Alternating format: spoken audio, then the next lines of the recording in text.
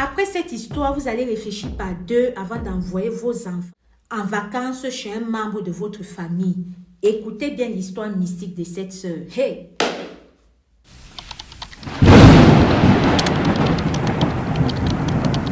Bonjour Madame Alicia Lotus, j'espère que vous allez bien. Alors, j'aimerais beaucoup sensibiliser les mamans. Les mamans, prêtez beaucoup attention à ce que vos enfants vous disent. Et lorsque vous envoyez souvent vos enfants en congé, en vacances, que ce soit chez un membre de la famille ou bien un ami que vous connaissez bien, couvrez souvent vos enfants du sang du Christ. Couvrez vos enfants du sang de Jésus et des prières. Parce que ce que je vais vous raconter là, l'histoire qui s'est passée avec mon enfant, donc c'était il y a de cela 2 ans, quand mon enfant il avait encore 6 ans. Aujourd'hui, il a 8 ans. Je l'avais envoyé chez ma soeur en vacances. Il était allé faire une semaine. Donc tout se passait bien. Chaque soir, j'appelais ma soeur aussi. Bref, elle me faisait comprendre que l'enfant se porte bien, il mange, il obéit, il joue. Donc tout se passait bien. N'est-ce pas? Après les 1 semaine, il est rentré à la maison. Et lorsqu'il rentre à la maison, les premières semaines, ça allait. Mon enfant était toujours normal. Je ne pouvais pas me douter de ce qui s'était passé. Voilà, le premier message a commencé lorsque mon enfant dort le matin à table. Lorsqu'on prend le petit déjeuner, il me pose la question à savoir, maman, est-ce que tu as déjà mangé de la chair humaine? J'ai dit, mais c'est quelle question que tu me demandes comme ça? Il me dit, est-ce que c'est bon? J'ai dit non, on ne doit pas manger, c'est interdit de manger humaine, c'est pas bon. C'est comme ça donc on est passé dessus. Bon, moi je n'ai pas trop insisté à lui demander pourquoi est-ce que tu poses cette question et tout. C'est un enfant de 6 ans. Bon, je me suis dit, s'il voit les trucs à la télé ou bien il écoute ses amis parler à l'école, bon, on est passé de là. Et puis j'ai remarqué dans les prochains jours qui ont suivi qu'il avait de la peine à dormir. Donc lorsqu'il dormait, il se retournait toujours. Bref, il manquait le sommeil.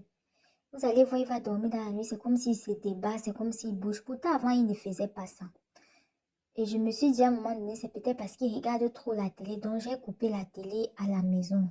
Et il ne regardait plus beaucoup la télé.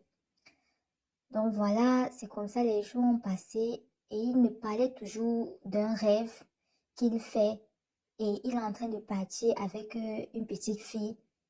Il partait de maison à maison. Donc ça a commencé, il me dit, maman, j'ai une nouvelle amie. Je dis, waouh, c'est bien, elle fréquente dans ton école et tout. Il me dit non, qu'il la voit juste dans les rêves. J'ai dit, mais comment est-ce que ton ami, tu la vois juste dans les rêves? Tu l'as déjà vu auparavant? C'est là où il me dit, il a déjà vu chez Tata Aline, lorsqu'il était chez Tata Aline. Ils jouaient ensemble. Et que depuis, elle vient le chercher dans le rêve et ils partent de maison en maison. J'ai dit, mais c'est encore quelle histoire ça? J'appelle donc ma soeur, je demande à ma soeur, dis-moi Aline, est-ce qu'il y a une petite fille dans votre quartier? Elle me dit, il y a tellement de petites filles ici, elle ne sait pas. Je demande, mais est-ce que dans ton voisinage, parce que ma soeur, elle habitait dans les quartiers un peu, bon, pas les sous-quartiers, mais vous voyez les quartiers un peu là où il y a beaucoup la population, bref, les quartiers sans barrière. Elle me dit, tu vois, mon quartier, s'il y a beaucoup d'enfants, donc je ne sais pas exactement de quel enfant il parle. C'est comme ça, moi, ça m'a beaucoup perturbée. Je lui explique, je lui dis, voilà l'enfant qui me dit qu'il a rencontré une petite fille quand il était chez toi. Et depuis, il ne fait que rêver de la petite fille jusqu'à ils sont amis. Elle l'amène de maison en maison. Je dis, mais comment est-ce que c'est possible? Est-ce que tu pourrais savoir quelle petite fille c'est? Elle me dit, non, quand il était ici, je jouais avec beaucoup d'enfants. C'est comme ça que j'ai décidé d'amener l'enfant encore chez ma soeur. Comme ça, juste pour qu'il essaye de voir le visage de la petite et me dit, c'est comme ça, on arrive donc. Je lui dis, montre-moi alors la petite. Il joue avec les autres enfants, il cherche, il me dit, il ne voit pas la petite. Je lui dis, mais tu m'as dit, tu as rencontré la petite. Il dit que si, mais je ne la vois plus. Elle n'est plus là. Je suis restée tranquille. Je me suis dit, sûrement, cet enfant, bon. C'est un enfant, c'est un petit enfant, donc je ne pouvais pas prêter attention. Et puis, je me suis dit, sûrement, il a des amis imaginaires et c'est juste un rêve ou bien. Ce qui a attiré mon attention encore, Madame Alicia Lotus, c'est quand il m'a dit, un matin, il se lève encore, il me dit, son ami, ils sont allés et puis il y avait beaucoup de sang. Donc, quand un enfant décide, on commence déjà à me parler de... Parce que je me suis rappelé la première fois, il m'a dit, son ami, il m'a dit, est-ce que tu as déjà mangé de la et tout et tout. C'est quand il m'a dit encore, pour le rêve qu'il a fait, le dernier rêve qu'il a fait, elle a amené, il y avait beaucoup de sang et tout, elle lui demandait de manger. C'est comme ça que j'ai pris l'enfant, j'ai appelé ma maman. J'ai dit à ma maman, s'il te plaît, est-ce que tu connais un endroit où je peux aller regarder?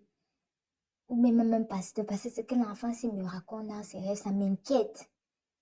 C'est comme ça, ma maman est restée là, aller chercher. Et puis, elle m'a appelé, elle m'a donné le numéro d'un pasteur. Je suis allée là-bas avec l'enfant. Le pasteur, il m'a grondé. Je vous assure, le pasteur, il m'a franchement grondé. Me demandait pourquoi est-ce que je veux laisser mon enfant au mauvais esprit. Je lui ai dit, mais pasteur, comment est-ce que je pouvais faire pour savoir que l'enfant... Il me dit que non, qu'on est en train de prendre ton enfant dans la sorcellerie.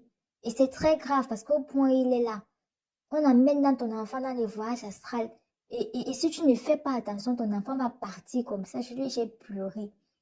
J'ai pleuré, j'ai dit que pardon, papa. Dis-nous qu'est-ce qu'il faut faire, qu'est-ce qu'il faut faire. Il me dit que c'est très grave. C'est très grave parce qu'apparemment des maisons, parce que l'enfant me disait que son ami l'amenait souvent de maison à maison.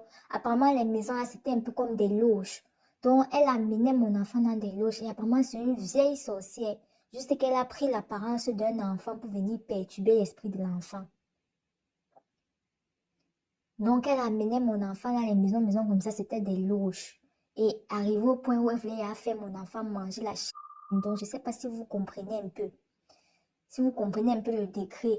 Là, elle voulait déjà finir. Elle voulait déjà transformer l'enfant en vampire. Je ne sais pas si vous voyez un peu. C'est comme ça que quand il me disait ça, j'étais seulement en train de pleurer. Je regardais mon petit garçon, je pleurais, je pleurais.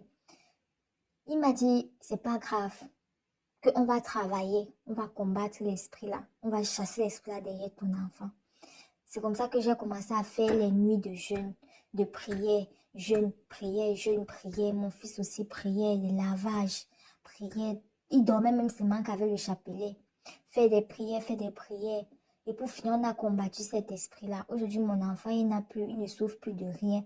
Il n'a plus fait des rêves un peu bizarres. Il venait encore me parler. C'est vrai, de temps en temps, avec ce choc que j'ai eu, de temps en temps, j'essaie d'aller vers lui, lui poser des questions si c'est qu'il a encore eu ce genre de rêve, mais non.